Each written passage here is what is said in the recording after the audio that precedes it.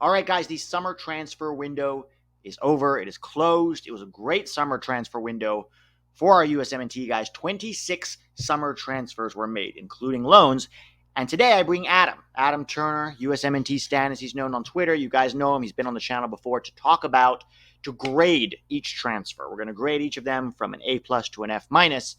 Guys, it was a very, very good summer transfer, and this was a really, really enjoyable talk I had. If you're new, guys, welcome to the channel. We talk about all things in American men's soccer. Thank you for being here. Smash that subscribe button. Also, to help the channel out, guys, smash that like button so other people can find this, and we can continue to grow the game. Thanks for watching, and let's dig right in. All right, guys, the USMNT, the summer transfer window is officially closed. And boy, was it a bonanza. I mean, we had, I think, maybe the most transfers we've ever had. I have to double check if that's true, but definitely top 2 or 3 in a transfer window. A grand total of 26 transfers, including loans, this summer transfer window for American soccer players. And it's not over yet. There are a few free agents that could still find clubs out there, and we'll talk at the end. But I brought Adam. You all remember him, USMNT_Stan on Twitter. Adam, how are you doing, man? How you feeling? I'm good, man. I'm excited to get back into soccer. I feel like it's been, relatively slow comparatively. There hasn't been a ton of national team stuff now in a month or two. And what we had last was the Gold Cup too, which wasn't, for a lot of us wasn't the most exciting. But it started. No. August was awesome. Just kind of seeing the moves guys were making. Starting to watch some of the games with guys on their new squads and just starting to realize, I think, that a lot of guys made some good moves. I'm excited to talk to you about it, but it seems like there's a lot of positivity. And I don't know, at the beginning of any anybody's tenure at a club, it always feels positive. So with so many moves, everything feels positive right now. I'm sure some will work out, some won't. We'll see. But right now, it's an exciting time. I think it feels positive because they feel wanted. Right? They just signed them. They just paid money for them. There's pictures of them looking happy. There's the coach talking about how excited they are to have them, or the technical director. So it feels like, ooh, this could be a great move. And then maybe we deceive ourselves. NASCAR truck videos. Right, NASCAR truck videos. And then sometimes I think that positivity, I don't want to say it's misguided, but there's some of these moves, and we'll talk about them, that are question marks, right? Like, we don't know if it's going to work. Let me give you an example. Chris Richards. A year ago, I was excited about that Palace move. Patrick Vieira seemed to want him. Yes, Gahey and Anderson were ahead of him, but I thought he would get enough minutes to justify it, and that within 1 year, one of those two guys, excellent defenders, would be sold, and then here we are, over a year later, and it's not looking like the best move for a variety of reasons, so we just don't know, right? But what we're going to try to do is grade these from A plus to F minus. And the overall transfer is what we're kind of trying to grade. And then some we'll talk about, some we won't. But before we get started, Adam, take a stab. How much money was paid for American soccer players this summer? Take a wild guess. I did the exact numbers. Yeah, I don't want to do too much math in my head. I want to just really make it an estimate guess. So I would say 200 mil? No, not that high. Oh yeah, you're right. 40, a couple loans in there. Yeah, maybe 100 to 150. I thought it was going to be like wildly high. Anytime somebody asks a question like that, in my brain I was like 120, and then I was like, maybe it's like way higher, but I don't know, 100, 120 then? It's 150 million, and evenly spread out over quite a few players, right? It wasn't like half of that was all one player. So I think it's interesting to see how this will go. For the sake of making sure we cover everybody, I've done from back to front. So we'll start with goalkeepers and we'll end with strikers. And some of these are very significant. Some are extremely insignificant. They just happen to be an American player who got a transfer this summer. So some we'll elaborate on, some we won't. And we'll start with none other than our number one, Matt Turner, from Arsenal to Nottingham Forest for 8.15 million euros. Adam, go. I was at an A on this one early in the month, and I find myself, as of today, I think, right? Fab posted today, I think, here we go. On the I don't want to even butcher the pronunciation. It's the Benfica goalkeeper, right? They signed, and Odysseas Vlachodimos, I think, Dimo. Yeah. is how you So pronounce it. He's a Greek. little Greek action. Yeah. So I don't know. I kind of looked into it today because I was like, let me go deeper. Like I heard a bunch of rumors about him and then looking into some other keepers.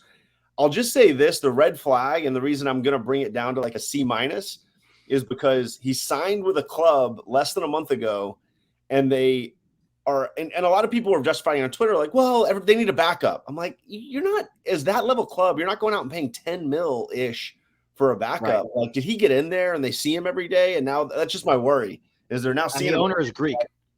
Huh? And the owner is Greek, I think. Yeah, like I don't know.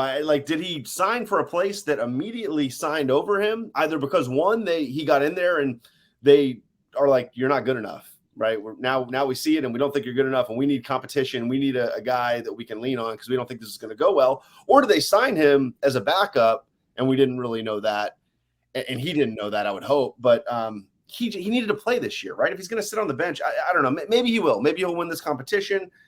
It would shock me though, to be honest. I mean. Like a guy who's a locked-in starter at Benfica is probably. I'm not going to sit here and say I've watched that guy play a lot of soccer. Benfica's a pretty high-level team, though, and a guy who's a locked-in starter at that level, I would imagine, is pretty darn good, and not somebody that Turner's going to be able to beat out for a job very easily. Now, listen, if Turner wins the job, that's an awesome thing, right? And now all of a sudden the move becomes golden, but right now I don't feel great about it. Yeah, I mean, this guy was the starter for Benfica last season, which is a historic club. So it's, I was just saying, like, it's hard for me to think they brought the Benfica goalkeeper, to sit on the bench at Nottingham Forest. I have a hard time believing that. Some people were speculating that he could go to Olympiacos on loan. That's not happening because the window is closed. We don't know how this is going to go. Matt Turner, in my opinion, has been pretty solid in his opening 4 games. He hasn't been without error. Okay, he's had a few shaky moments, but nothing egregious enough that I would say is, oh my God, this guy's not good enough. And I also do think it's understandable that if you haven't played for a year, there might be a little rust going into a new season. I don't know what they're seeing in training. According to Brad Friedel, when this transfer happened, he said it was his understanding that Matt Turner was going there to be a backup. If I'm Matt Turner, and Nottingham Forest comes to me and says, would you like to come be our backup? I would say no. Because what's the difference between being the backup at Arsenal and the backup at Forest? Arsenal has more games. Honestly, I think being third place at Arsenal is almost better. Let me explain why. There's a chance you could go somewhere on loan if you're third choice at Arsenal. Whereas a backup at Forest, they might not want you to leave. It's what's really confounding is that I think this is Turner's not 21, right? Like he's not a spring chicken. This whole move to Europe was like he needs to get on the field pretty quickly and like ensure that he can grow. And like, is Turner good enough to be our keeper? Yes, but like I like for him to grow. I like for him to get better. I like for him to be playing games. And like, listen, if the loan he needed to make was the championship, he should have done that. If that's the place he could go be a locked-in starter for a year and see if he's kills it there and can elevate up. I don't know. This is a terrible move, though, right? Your point, which is like Arsenal's going to need more rotation from the keeper, right? He maybe was going to play potentially Champions League. I don't know, like maybe a couple Champions League group games, right? That don't matter as much. Maybe some other cup games, right? And you're just not going to quite get the same amount of opportunities at Forest if oh man, yeah. So that one was disappointing. I was really pumped about that move, and like you said, he played well. I was like, this is awesome. This is a great move.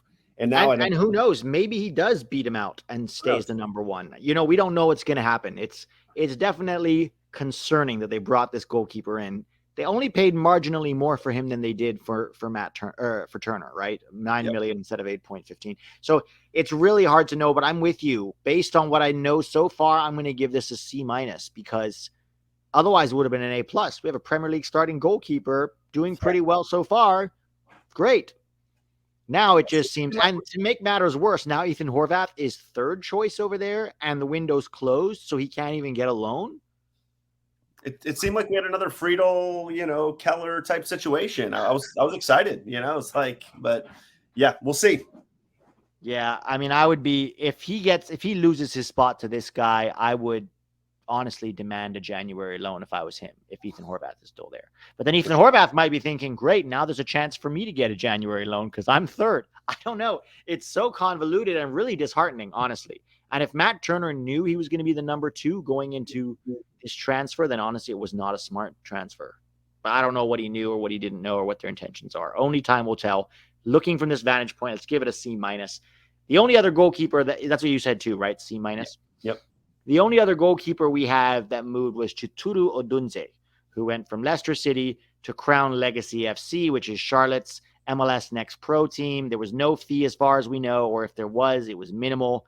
People starting now in MLS Next Pro. I mean, the kid clearly, I guess, was not good enough, for Leicester, and they let him go, and now he's gonna probably have an MLS career, and that's fine. Like, good for him, or a solid B+.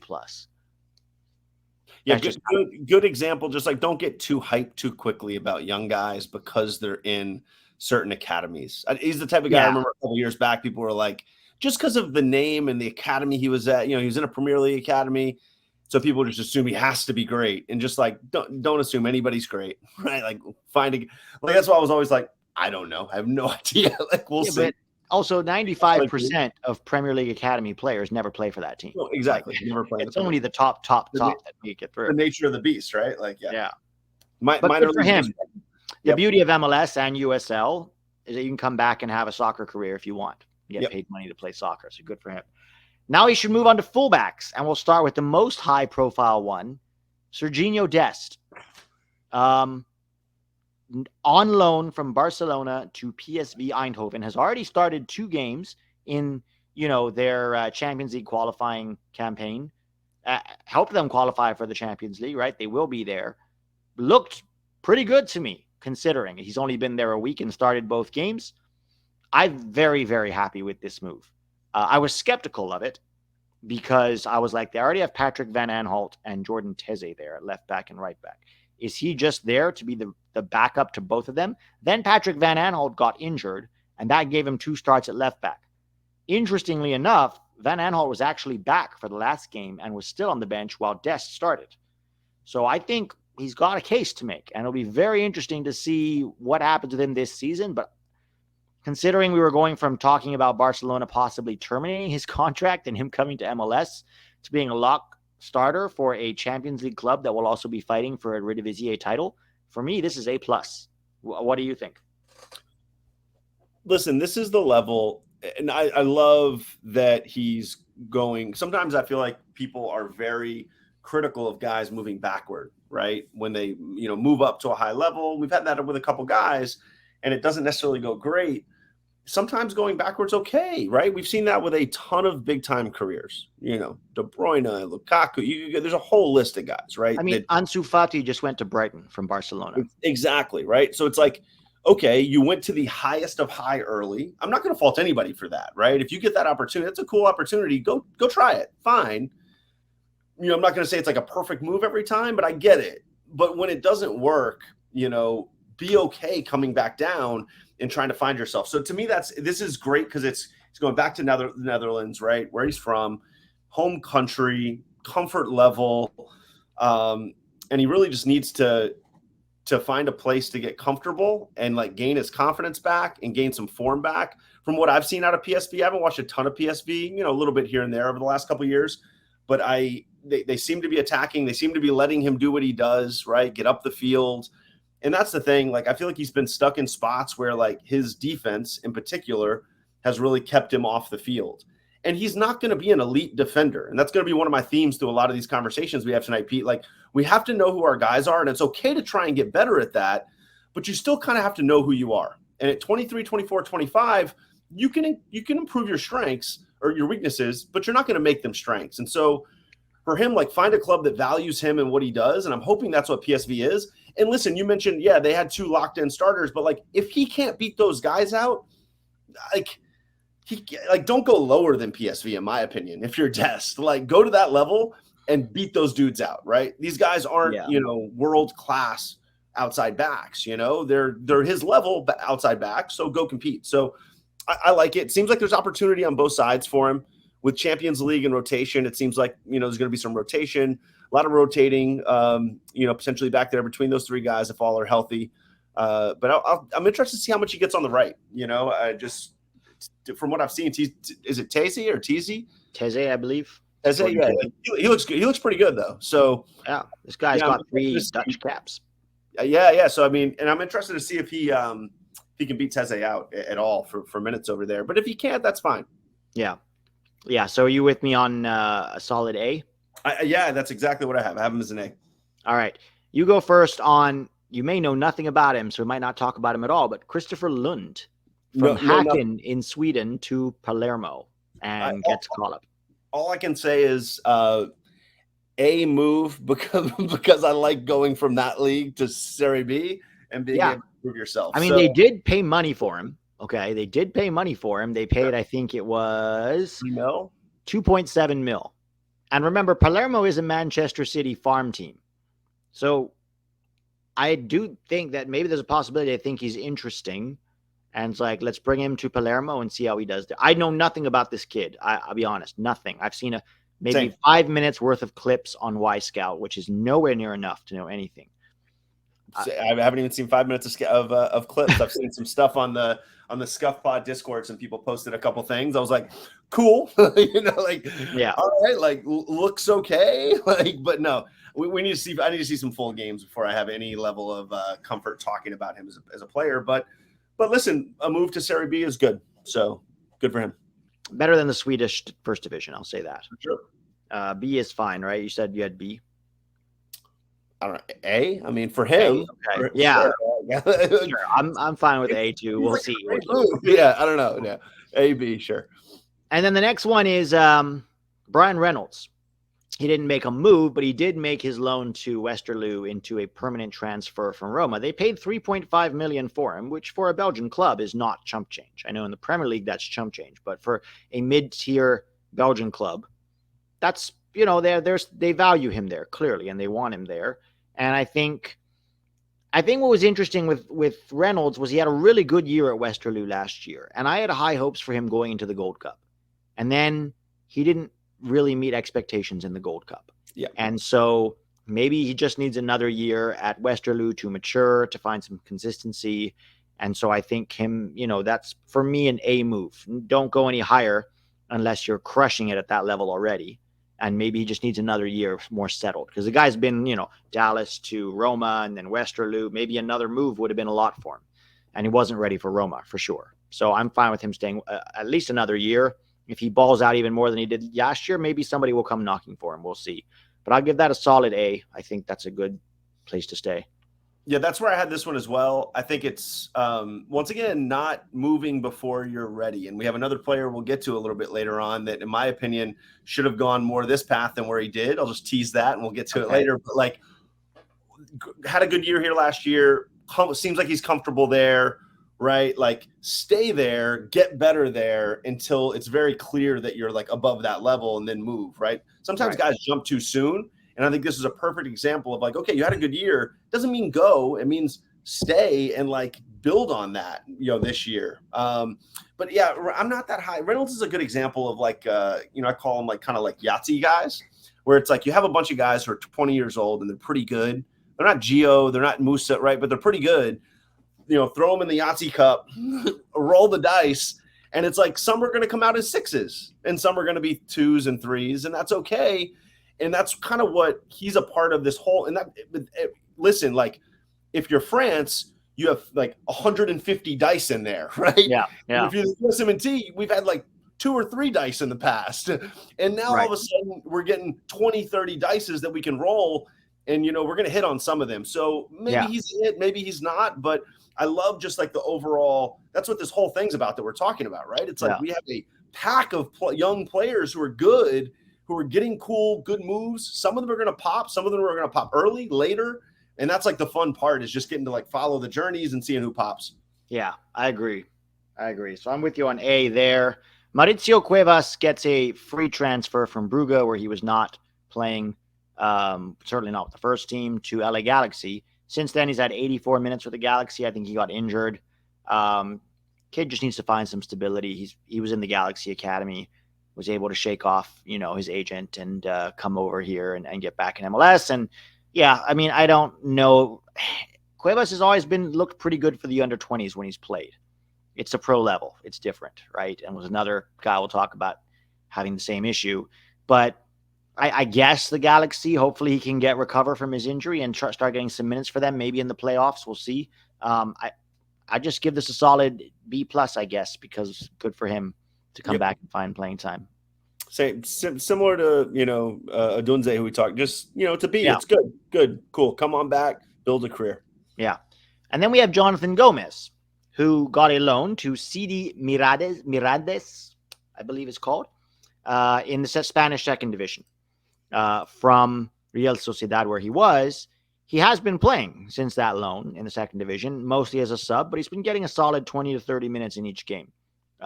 So I think that's fair, because going from the second team, which is in the seventh division somewhere right now at Sociedad, to a actual second division team competing, trying to get up there, is good for his development. So I'm excited to see how that goes. I have this as a solid A move. How old is Jogo now? 20. Okay. Yeah. I had this one as an A-. I don't know, maybe it's just an A, but I had it as an A-. Similarly, like, this is the path for a young guy like him, You're not going to break into Sociedad unless you're an absolute stud. Like, you were there, they saw you, put you on the youth team. Like you said, now you're going to elevate up. And, similar to what I said about Reynolds, it's like some will pop, some won't. Hopefully he does. And he may never end up playing for Sociedad. In fact, he may end up in MLS. We don't know, right? Like, it's very possible, but he's out there. He's trying. He's going to work. He's working hard to try to make this happen. And if not, I think he'll still have a good career in MLS. I think definitely his floor is probably MLS left back, I think. And these moves, I just want to say this quickly. These moves, because this is important, because people on Twitter argue about this all the time. This guy should have just stayed in MLS, right? Oh, it's not working out at Sociedad. It's now he's on the second division. That's not a better level than MLS. I'm like, I don't disagree. Like, the seventh level surely isn't better than MLS. And the second division of La Liga is, I don't know. Some argue, yes, it's definitely better. Some argue it's the same. What I like is it's out of your comfort zone. And I always give a lot of props to players for going out of their comfort zone. Different types of teaching, different language, different culture. Even if it's like, if it's not a higher level, it's a different type of game, right? The game is just different in Europe. And you're going to stretch yourself and you're going to step out of your comfort zone versus staying in America with American soccer until you're 21 and getting really good at figuring out how to play American soccer. You're going to go get out of your comfort zone. And like, maybe it doesn't work out. Maybe he ends up in MLS. Maybe he, flops. But this is the kind of move that, for me, I'm always an advocate of this over, going to MLS and kind of, especially staying for too long. Yeah, for sure. So that's it on fullbacks. Let's get into center backs now. Our big-time center backs all stayed where they were. The most high-profile center back move was Austin Trusty. Went from Arsenal to Sheffield United, and they paid $5.8 million for him on a permanent transfer, okay, after a strong year in Birmingham City. Where are you on this? Yeah, I mean, feels good. I watched Trusty a couple times last year as the hype train was kind of rolling a little bit on him, and he's really solid. I think he's a solid player, and I think this seems like a level that can fit him. Is he playing yet? I'm not sure. I've really checked. So he hasn't played a single Premier League minute.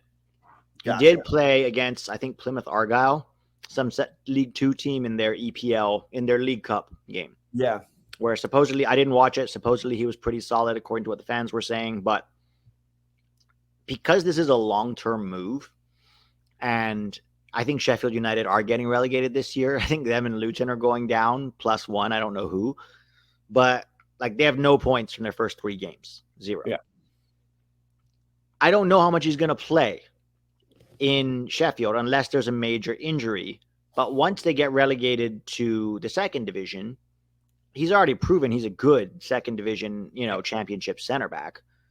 And he has the opportunity to fight for a spot, because although the guys are playing ahead of him right now, I don't think they're much better than Trusty. Like, I don't think the guys ahead of him are just like miles ahead. He has the opportunity to fight for minutes with a guy like Chris Egan, who I think he can try to steal minutes from. And I think just being in a Premier League relegation dogfight is kind of good for some of our guys. Like, I have no problem with Matt if he starts Matt Turner being in a relegation dogfight. I think it was good for Adams and Aronson last year in some ways to have to put up with that intense pressure every year. If he doesn't play a lot of minutes, he might just be a championship center back. Personally, I think he is. Like, I was concerned about, wow, is he really a Premier League level player? In my opinion, no. Right? Maybe at the very tail end, he can kind of hang in certain games in the Premier League in a back three, but maybe he is just a championship player, and that's honestly okay. I think 7 years ago, if we had a championship starting center back, we would have killed for it because we had Omar Gonzalez and Matt Beasler, So great. If the guy who's fighting for fourth or fifth in the center back depth chart is a solid championship player, I'll take it, He's kind of struck me last year when I watched him as a like CCV type, just in terms of like CCV, I felt like was really good at the championship level for a couple of years. And it was like, okay, is he going to elevate above that level? I personally didn't see him as a Premier League. I mean, we're talking 4 years ago now. I didn't see him at that point as a Premier League center back. And I had all these arguments about it. And it was like, well, he might. I was like, okay, he can play for the bottom four teams because those are basically championship level teams in terms of the investment they're making. A lot of things, right? Literally, a lot of the squads just came out of the championship in the last 2 years with the same players, maybe a couple, guys they added in. So, like, I'm with you. I don't see him as a Premier League player yet. My interesting thing with him is like, can he, like you said, if they go down, can he find his way into a steady role, which I think he can, and then can he find the right move, 2-3 years later? Like, that's what CCV did. I think he's really handled his career really well to a point where maybe now he is good enough to come into a higher level of Germany or maybe a lower end table Premier League team. Yeah, no, I agree.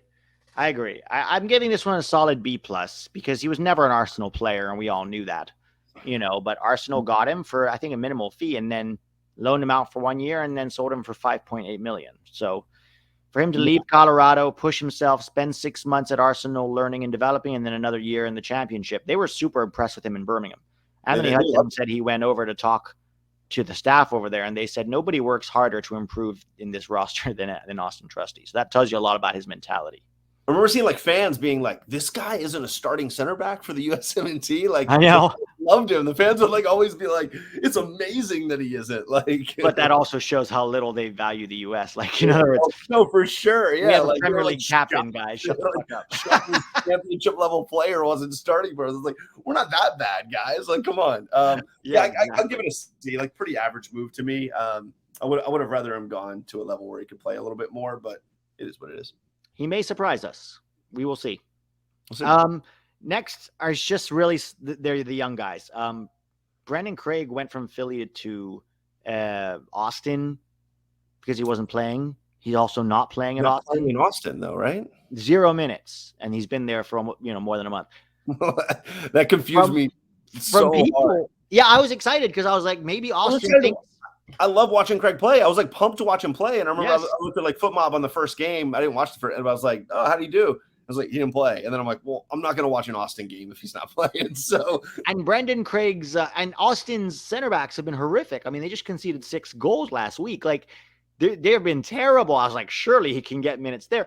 From what I've talked to people around the situation who've told me that clubs really like his passing, they really like his ability on the ball. There's questions about his speed, particularly in transition. Yeah. And I understand that to a degree. Like I said it earlier, I think, Brendan Craig's going to have to find a way for his positioning to really be the highlight of his defensive ability and reading the game, because you can't improve on speed. You can improve marginally on speed when you're an adult, but either you have it or you don't. I was very slow as a player. I was a 6. I was very slow. And so I had to get really good at reading the game and really good at understanding it and anticipating danger. And I think that's just something he's going to have to learn. We'll see if he does. Yeah. And that takes a while. If you can't lean on athleticism, it just takes way longer to figure out how to be like elite at positioning. And that's across all sports, right? Basketball. You also need experience in order to do that. That's the caveat. Very Tim Reamish in terms of like, as a young, I didn't watch Tim Ream at that age, but just, I would imagine Ream as a 20-year-old was pretty slow and pretty skilled. Yeah. That's how I imagine him. Yeah. And then Josh Winder to Louisville. I mean, from Louisville to Benfica, they paid 1.12 million for him, the highest ever paid for a USL player. I have no idea how this is going to go. But if Benfica, who has a very good track record of development, comes to you and says, we like you, I think you go. Because even if you can't break into Benfica, I think you benefit from that development structure that they have going on over there. That's my personal opinion. So I agree. This is Jogo to Sociedad. It's different for sure. I think actually the development system at Benfica is probably a little bit better, a little bit more proven, but it's the same thing though, right? Like you get out of your comfort zone. If it doesn't work out, you spent 2 years in couple years in an awesome place, getting better and learning how to play in a different way, and then you figure out your next move and you go do it. Yeah. And again, what he will benefit from in that system, and what we would love our American players to benefit from that sort of development as early as possible. The last one is Justin Shea. And this one is wild to me because went to Bayern on loan. Bayern loaned him out to Hoffenheim. He hardly played for Hoffenheim, hardly, especially recently. And there were still 2 years left on his Dallas thing, his contract, but he didn't want to come back to Dallas. So they sold him, undisclosed fee, to ADO Den Haag in the Eredivisie. No, I'm sorry, false. They sold him to Brøndby in Denmark. And I was already like, I'm not sure about that. I thought he should have just come back to Dallas, where I think he would play, personally. With some of the defending in MLS, I thought he could definitely, and he was playing before he left Dallas too. So I thought, he could definitely play, Justin Shea. But then he went to Brøndby, and then Brøndby then loaned him out to ADO Den Haag in the Dutch second division, which baffled me because I don't think he's, necessarily a starter for a top 5 league. But from what I've seen of him in the under 20s, I think he's done well enough to be more than a Dutch second division player. So I'm very confused by this whole, and I'm just going to give this a straight D-. Like, what are you doing? Yeah, it's like when you're getting bounced so quickly. Yeah, it's something that just feels out of control in a way. It's almost like him and his team aren't in control of the situation at all. And it's like, they're not making good, sound decisions on, what a good path is for him, because it's when you are that age, like you can go to a Benfica and not play for a couple years, but as long as it's like, okay, this club's bought into me and they can loan me out from that club, and I can come back. But like the amount of bouncing that's happening here with him, like it doesn't seem great. Is he a right back? Is that what is? He can play right back. He can play center back. He can play right center back and a back three. I've seen him play center back very much. I remember like Bayern loved him when he was doing the trial with him. Like loved him as a center back, early on, and then he was playing right back with Dallas pretty much exclusively. Yeah, he's played right back with the national team mostly, right? The youth national. Under 20s, he was a center back. He did? Under 20 World Cup? A little bit. Yeah, that's right. But he's played right back with them too, for sure. I know that. Early on he was, Yeah, in the U20 World Cup, you're right. He did get to play some center back. So, yeah, he's small. He's kind of, I don't know. I'm interested to see. He hasn't struck me as a guy that I'm like wowed by, I'll be honest. Like definitely solid player, but he needs to grow. And yeah, I don't know. Is the Dutch second division where he can grow? Maybe, but yeah, I don't know. 21. Usually if you're getting bounced around like that so much, I don't want to make any, unknown accusations, but it's reasonable to think that maybe the team sees something in his mentality or his training habits that they don't love. Yep. And that's not great, So I'm just giving that a C-. I don't know what the kid is doing. Honestly. Yeah. D-ish. Yeah. All right, let's go into midfielders now. And we'll start with the big one, or one of the big ones, Tyler Adams to Bournemouth. 26.9 million from Leeds, which is more than what they paid for him from Leipzig, right? So what that tells me is that Tyler Adams showed enough in his time in the Premier League that Bournemouth was willing to outlay a lot of cash. 27 million for a team that technically could be around the relegation zone is a solid amount of money. That's not a fly-by-night, let's throw something and see if he pans out. That's we're relying on you. And there's a spot for him in that Bournemouth midfield. And not everybody agreed with me, but I didn't want Tyler Adams staying in the Championship. I'm sorry. I think that he was better than that. I think that our captain and starter, locked in starter for the national team, should not be playing in the championship. The same way that we tell MLS guys to go push themselves at a high level. I don't want Adams playing in the I think he's too good. And some people are saying, no, he'll learn how to pass the ball under Daniel Fark. I disagree. I don't think that being able to pass the ball in the champion, his distribution is an issue, and I don't think that's going to change at the age of 25 or 24 now. Right? That sort of thing is developed when you're much younger. I think he is who he is at this point. He's the American Gattuso. And he is what he is, and that has value in certain contexts, including with the national team. So I'm happy to see him playing at a club that, in my opinion, is his level. Mid-table / lower tier Premier League club. I don't know. Where are you on this? I wrote down on my note, I was doing some notes earlier on a bunch of these guys, and I wrote down on my notes, and it echoes a lot of what you're saying. I wrote down, we need to accept who he is, and we need to value what he is, and stop trying to create and make him something he's not. He's never going to be this great in possession guy, right? So the number one complaint I've heard about the move is similar to should he stay, should he go to a club where he can get better in possession? I heard, a couple of random tweets, but small ones. Well, okay, he's at Bournemouth. They're going to play more defensive, more laid back. This isn't going to help him with what he's bad at. Guys, he is what he is. Chill. He can get a little bit better at passing the ball and playing in possession, but this is what he is. And for him to thrive at a high level, he needs to go to a club that accepts who he is and wants who he is, right? And Bournemouth's perfect for that, right? And there's a lot of levels of these high top 5 leagues. There's a level of top 5 league club in top 5 leagues who need this. They need this kind of guy. They need different kind of center backs than Man City, right? There's different. And so who are you? What do you do really well? Go to a club that values that and thrive there. And I thought Leeds in the Premier League was actually a really good level for him because of the way they were playing. And I thought he fit into that. And the fans loved him. And I think the Bournemouth fans, right, more blue collar, I think they're going to love him, right? And so the fans are going to love you. You're going to be in a place where you can thrive. And U.S. national team fans, it's okay. Okay, maybe Musa does develop as a 6 in a way that he can play over Tyler with McKinney and Gio eventually. Cool, great. That doesn't mean Tyler's a waste of space. Tyler's still going to play. You better believe when we go up against, a quarterfinal opponent, I'm going to knock on wood here. I'm hoping, I'm dreaming big here. We go up against a quarterfinal opponent. We're not going to be possessing the ball and winning by playing through people. Tyler's going to be really valuable in a game like that. So it's okay to have different kind of players and be able to shift what we do to fit it. Well, according to Berhalter, we're still MMA is still the way to go, despite having watched that Nations League campaign.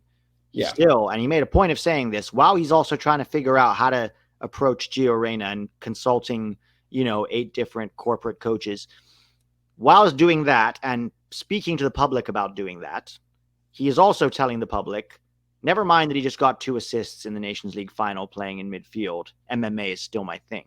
It's almost like he's trying to say fuck you to Gio. I mean, that's a different topic, but as it relates to Tyler Adams, I still think Berhalter loves his MMA midfield, and being this stubborn man that he is, I don't think that's going to change no matter what Gio does. I agree. People are throwing out a lot of the stuff we saw over the last 6 months is well, we saw this work, so this is clearly what Greg is going to do. And I'm in my brain, I'm nah. You're giving that man too much credit. Maybe 2 years later he'll figure it out, but definitely not right away. We are going to see Berhalter ball back at its finest. Yeah, be interesting to see how this camp goes. But let's move on to a very small one, which what did we give Tyler? I'm giving Tyler an A because it may not work out at Bournemouth, but all the signs are pointing in the right direction. Yeah, I gave Tyler an A as well. I like that one. Okay. Next is Zach Booth. This is an interesting one. It was just loaned today, in fact, from Leicester to Volendam in the Dutch league. I mean, for me, going from the Leicester under-21s to a lower Eredivisie club is a good move. You're playing now at the professional level. He's going to have to. They are one spot above the relegation playoff. I know nothing about Volendam, but if he's going to get minutes in the Eredivisie, that's great for his development. He's a 6. Taylor Booth's younger brother, still very, very young teenager. I think good for him. I'm curious to see how he's going to do there, but clearly Volendam has seen something that they value, so they're bringing him in. Let's see how this goes. I'm just going to give this a B because I don't know how it's going to go. Yeah, I was going to say B. It seems like a B plus type move. Just with once again without knowing the situations, I don't watch a lot of Volendam, but and having track Zach Booth, with Leicester's youth, just heard things and read things, but seems like a B plus type move. Good for him. Yeah. All right, so that was part 1 of USMNT summer transfers, guys. It's a very long series. Part 2 is coming out on Thursday, where we're going to talk more about wingers, strikers, guys like that. Thanks for watching, guys. Have a great week. Don't forget to smash that like button before you go, and I'll see you all on Thursday.